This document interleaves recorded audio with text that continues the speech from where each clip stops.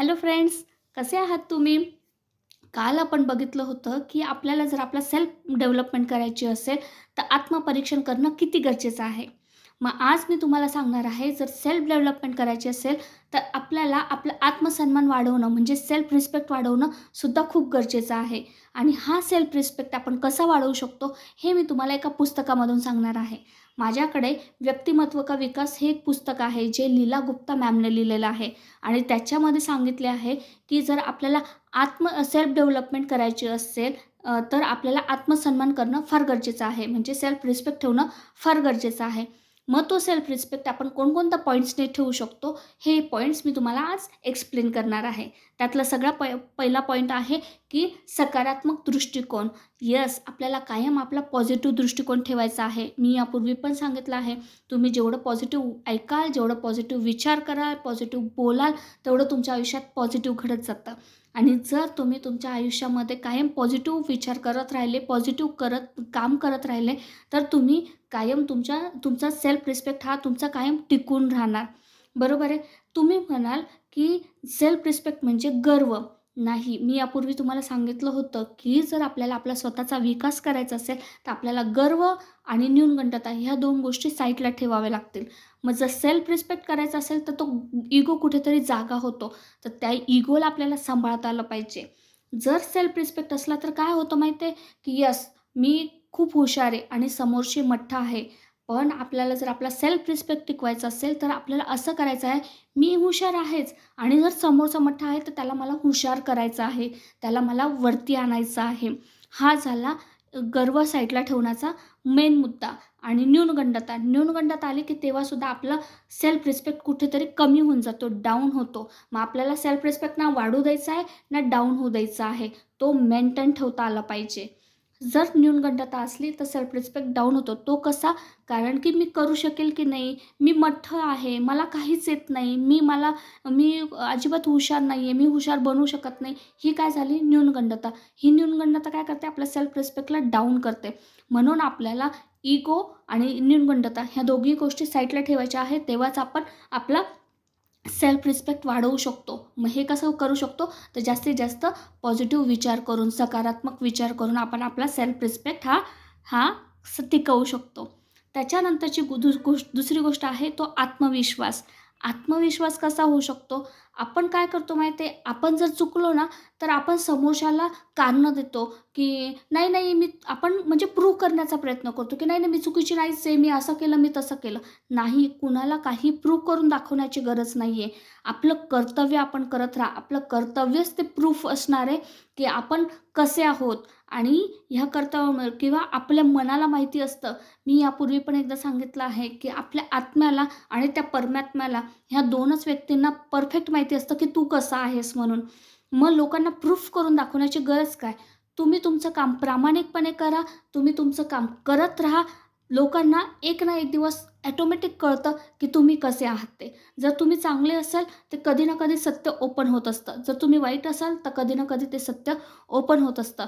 जी लोकं आज तुम्हाला नावं ठेवत आहेत, ती लोकं तुम्हाला उद्या चांगली पण म्हणू शकतात. त्याच्यामुळे स्वतःच्या कामाकडे भर द्या, स्वतःच्या प्रामाणिकतेकडे भर द्या आणि त्याच्यानेच तुमचा आत्मविश्वास हा वाढत वाढत जाणार. कारण की जर तुम्ही दुसऱ्यांना प्रूफ करत बसले, तर तुमचा त्याच्यासोबत वेळही वाया जातो आणि तुमचा आत्मविश्वासही डाऊन होत जातो. त्याच्यामुळे लोकांच्या बोलण्याकडे, लोकांच्या वागण्याकडे लक्ष द्यायचं नाही.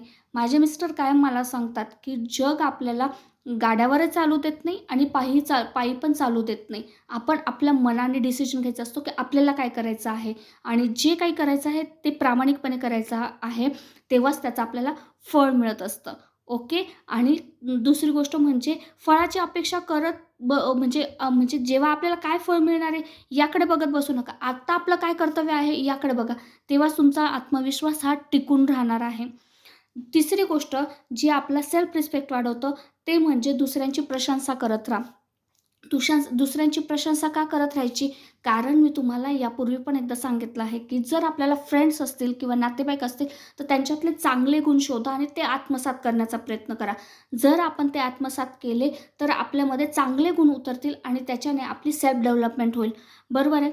मग जर आपला आत्मसन्मान वाढवायचा असेल, तर आपल्याला दुसऱ्यांतले चांगल्यातले चांगले गुण शोधायचे असणार आहे. मग ते शोधायचे कसे?